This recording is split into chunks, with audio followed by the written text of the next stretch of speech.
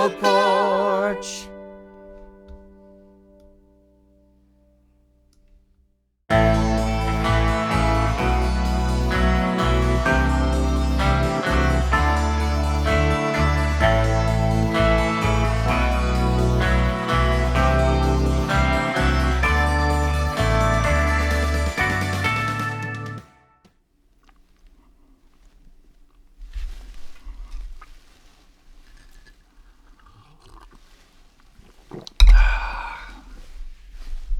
Oh, hey, a bee. Someone came back for episode 2. I am touched. Okay, I'm going to change things up a little bit, but first, I'm sure people are asking, what happened to your hat? It's not the same one. Don't worry. It's right here. And before I go further, I want you to meet Froggy. Here, you see? Yeah, ooh, I say, hi, Froggy. Hi. And this is a frog that my mom made. She was probably in her 80s, I think, because my original one had fallen apart. Oh, when you have your little favorite, mommy-made thing, then, you got to get a new one. So I was happy that she made this for me again. Ooh, hi, say hi. Hi. Okay. All right. So, this is what we're going to do. I am going to show you the end result, and we're going to go through each section and explain things. So things will not be in chronological order. I will show you old footage where I have it, in when it's appropriate, hopefully, and we'll then go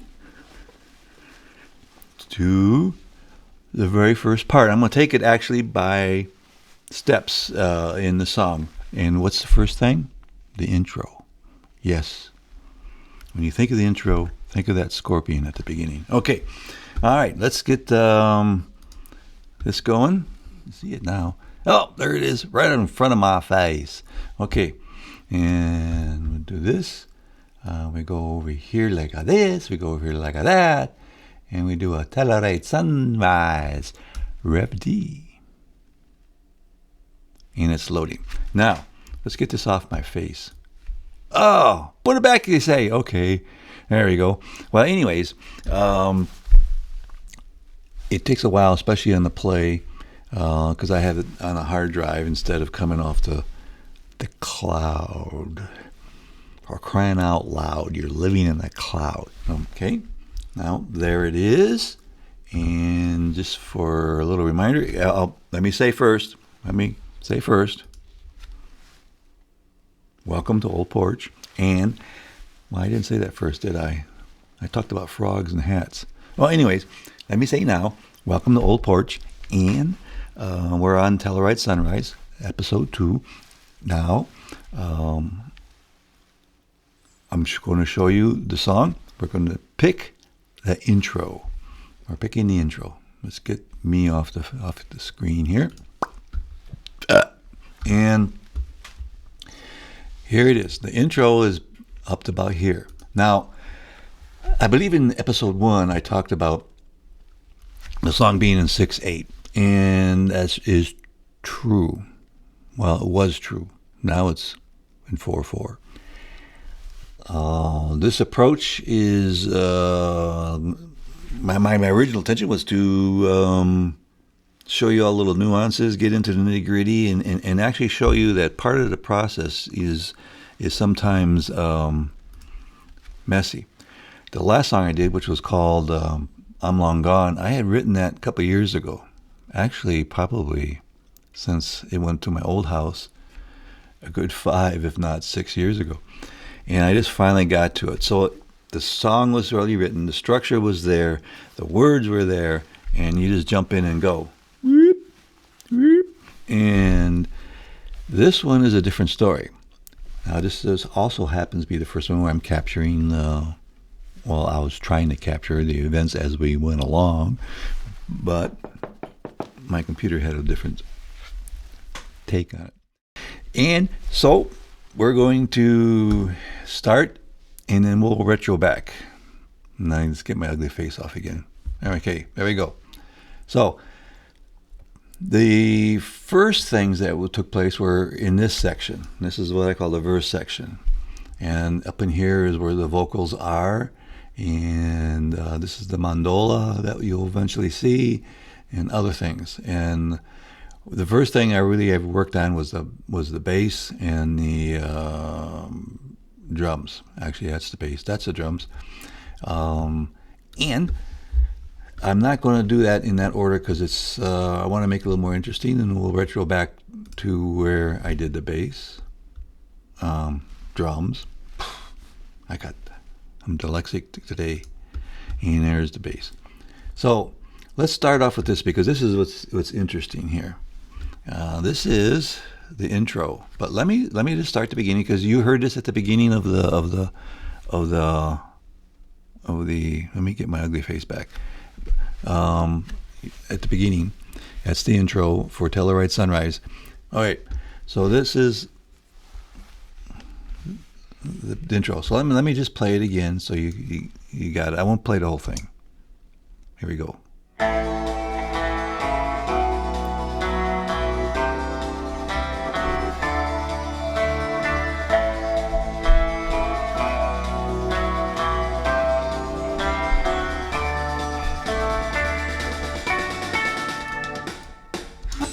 All right, so that's the intro. And I wanted to start with this because this I found fascinating. Now, this was not, I'd already worked out other things, so this is a little bit later, but this is the organ part. And I'm actually going to do this and kind of do that, and I'll explain why that got broke out the way it did. But I have my little intro that I take out, of course. Now, music theory. Let's see if I can get this as big as possible. Oh, baby. Look at that. Yeah. And let's see if we can spread this puppy out a little bit more. There we go. I like that. Okay. So this is an A, an E, an A, an E, and an A. Oh, my gosh. What complication is that? Now, I call that, okay, I'm going to be talking in two terms, mostly in one term, my term. But my term is, I call that an ambiguous A because it's neither a minor or a major. It just has the two. And whether it's called, I don't know if the absolute definition of a chord is three notes. And if they all are the same note, for example, they're all A's, is that a chord? Or does it have to be three different notes? So that's why I developed some of my own language, because I never went to music school. And, I talk like a bumpkin. And so I call that an ambiguous A. But I did do this little chord identifier, and they call it an A fifth. And that kind of makes sense because the E is the fifth of the A. All right. So this is an A fifth according to the internet. And I want to point out real quick here, we have a droning A, okay, up until the end when it goes up to a B. And it starts off with this ambiguous A. Then this part stays the same, although I lose this higher one. So this is going up, and that has a downer feel. Maybe it is a downer feel. Let's see. Yeah, I guess it is a downer. I'm not sure if downer is the right word, but a lower feel, not a bummed out feel. I'm bummed out. Anyways, here we go. And so I have this stepping up. Okay. Now this stepping up makes a movement. And then I have my waviness having up here, and this drone that's coming through here. When I get to here, it's going to be amazing. But this is now, come on, B. I'm very impatient. F sharp, my A, and that's going to be the E, the fifth up from the A. So a B and a B sharp. I always tend to use the bass note as the what the chord's trying to be, but that's not always true. You can have a chord with a different bass, and I'm sure most of you know that. I call that an ambiguous B minor, all right, with an ambiguous A minor. With the A here, if this is a B, that makes it a seventh. And then the E would make it, so B, C, D, E, like a fifth, I think. But anyway, I plugged it into the internet, and we know the internet never lies. And it came up with B seventh suspended fourth. B, C, D, E. I guess that's the suspended fourth right there. So, hey, where you staying on this channel, you actually might learn something. Unfortunately, I wish I would. Okay, so now here's the part that really blows my mind, and it's in relation to the rest of the song, because the rest of the song, I believe, a C never shows again. And this really, I found fascinating, because in the fall of 1970, you didn't know I was that old, and I was I went to my first community college class. Why is that? That's like saying, pick a peppers or something. My first community college semester, and I had a music appreciation class. And let me get my ugly face up. There we go. And in there, he played a Bach song, Fugue in G minor, by E. Power Biggs. If I find the cover of that album, I'll put it right here. No, right there. All right, now, so I went and I got one of these. It wasn't this one, but and what this is the Fugue in G minor. All right, and I had a beautiful 1960 or 61 Martin nylon. And that was the only nylon classical guitar that ever sounded really good to me. I mean, it was exceptionally good. It had a very mellow. I don't know what they did different. I've had a few others since then, and they're just not like that one. But I was, a typical young person, and I sold it. Oh, man. So anyways, I do have a couple classical guitars I can tell you about later. So I went and I transcribed it to the guitar, and I was really surprised at how it transcribed relatively easily. But it's called Fugue in G minor, right? Well, there was a few spots that came along when it went into a little bit different part sounding to me, best way I can explain it. And Bach made the B flat a B natural. And I was like, what? It was almost like Bach was a fraud. This is not G minor. But when I tried to play it with as a B minor, it sounded horrible. So it was needed for that few seconds or moment, and it was very sparsely placed throughout the composition, but it was there, and that always stuck with me for all these years and for all these decades. And I can't say years anymore, I gotta say decades. Anyways, that's why when I had this happen, it was amazing, because if I try to put it up to, well, let's just see if we can do it, to a C sharp, which, let's hear how it sounds.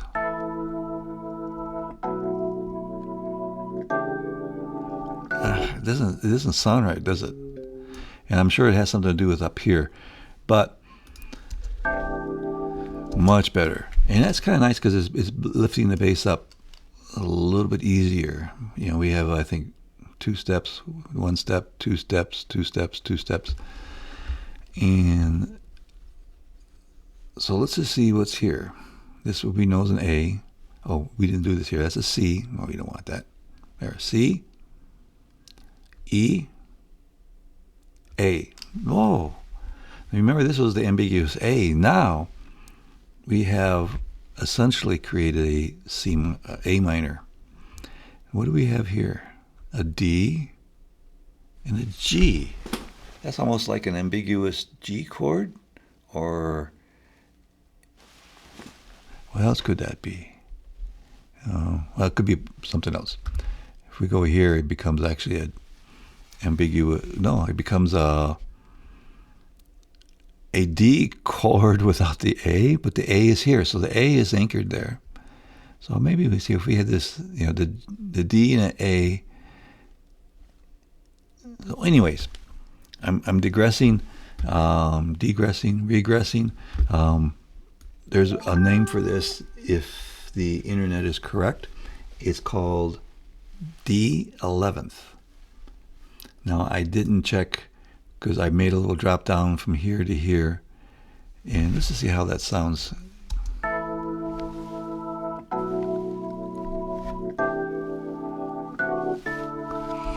So it has that nice transition, and this probably would be, I wonder if that would be, I don't think I heard of D10s, but anyways, that's what it is. It's A, to me it's an A minor chord with a ambiguous type or incomplete D chord. And then we run this bass up further to, but anyways, I found that amazing. I just finished that off, that wasn't a C sharp. Then I did a D. Of course, we got our A. I don't need to hang there anymore. And then this is an E. And then this is an A. So it's like an ambiguous D and an ambiguous A. And according to the internet, it had 2 names for it. A D sus2 or an A sus4. How about that? So I never learned to tag names to it. It doesn't matter. I've learned that in my mind, I sometimes stack chords. And that really started on a song called Everything You're Told Is a Lie. And I'll just put the very first chord that hits right at the beginning of the song up, because if I remember correctly, I think it's a G minor and a B minor, or it could be a G major and a B minor, something like that. And it's 2 chords stacked on top of each other. And that's when I discovered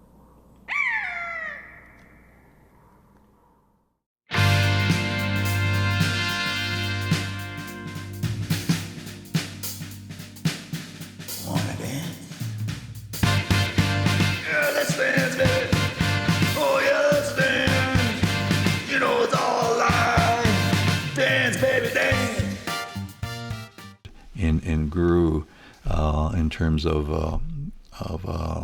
what you can do in music. That's when I discovered a music theory aspect. But I'm giving it all the gym terms. That's the gym terms, because I'm a home studio guy. I'm not going to go to school for this and learn the names. I don't need to. I make music. So let's go. And I think it repeats, but then in here we come up with a D, and then this goes to a B, A, and D. So I think of that as an ambiguous D, and then it's like an incomplete, incomplete B minor chord. If it's just a D, I don't think, I don't, anyways, what did internet come up with? The internet says it's a D6 or a B minor 7th. Okay, B minor 7th. So here we go. A D, a B. If you treat the B as, in my mind, like the the bass note, and that's starting a. Then A would be B would be a seventh.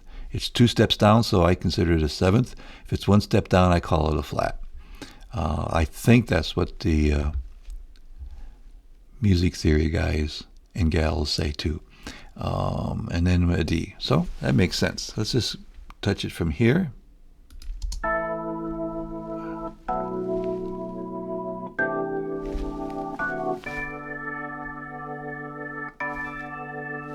Oh, I put a little extra guy up here. An A. I didn't check what that would be, but an A would be it reinforces the seventh, I guess. Although it's going up in here, maybe they call it, one of those numbers with two numbers in it. 11th, 13th, 15th, 14th, 15th, 16th. I don't know, but that's it in a nutshell. And then I'm going to go to the guitar part next. But before I go there, I want to point out that when I play the guitar, it starts off on all these little numbers. And here's the guitar that I used. I will talk about this guitar before the end of this video on who made it and what I think about it.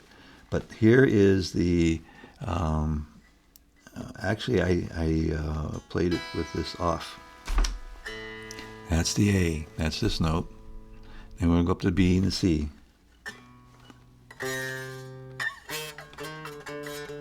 Yeah, I'm really good at playing. Let's see if I can do it without looking. I did it. I caught it on camera. Okay, so then I sketched out. I was hearing a very, in some ways, kind of an old 50s highly reverb sound in there. So I sought out that. Now, I am not.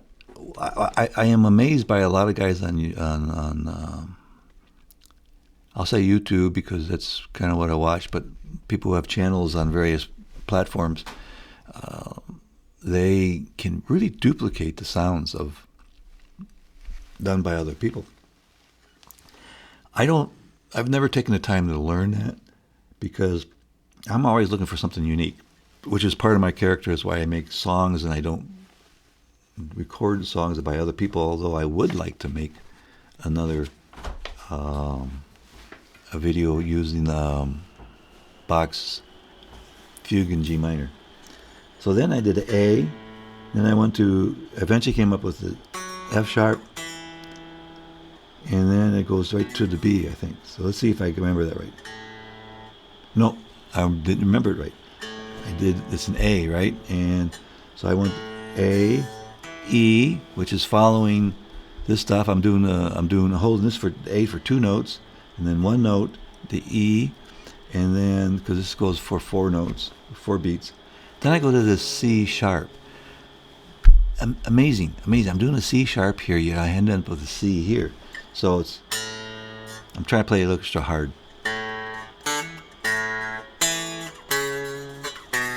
Then I go to the B, because I hold that for 2 beats. Then I go F sharp, which is consistent with the first 2 notes here.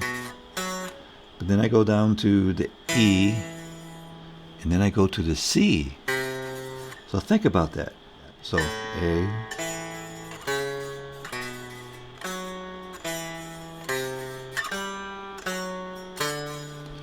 okay. So then the E, then this goes to the D. So I hit the 2 notes here, a G, F sharp, and I hit that D. Okay, and then I think it's something like that. Okay, we're going to play that. I'm going to try to play that part now. It's not a Jimi Hendrix or whatever famous guitar player you like. This is just very simple for the color of the song. And I want to show you my pick. Can you see it? Let's turn this upside down. My dog, Maximus, got a hold of it. And now it's got a little curve to it. It's got all kinds of little dents in it. and it feels really good. I think I'm gonna have my dog chew up some of these picks, and we can, maybe I can sell them and make some money. So let's go. Get this in here, and hopefully I can keep up with this.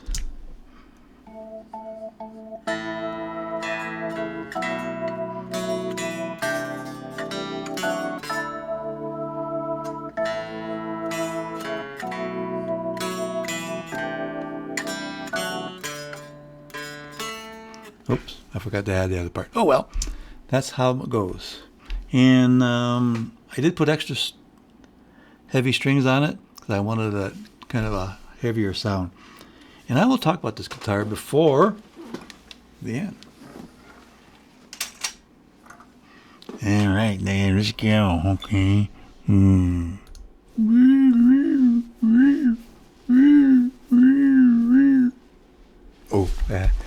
Oh, I'm going to end it here. I will show the wavy guitar in the next episode, and we'll pick up where we lost. Pick up where we lost. No, pick up where we left off. That's it for the moment. I hope you got something out of that.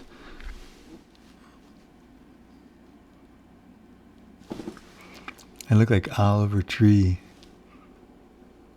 I need the black hair. See you guys. Hug, hug, she comes my way, pure, pure. It's a bright day.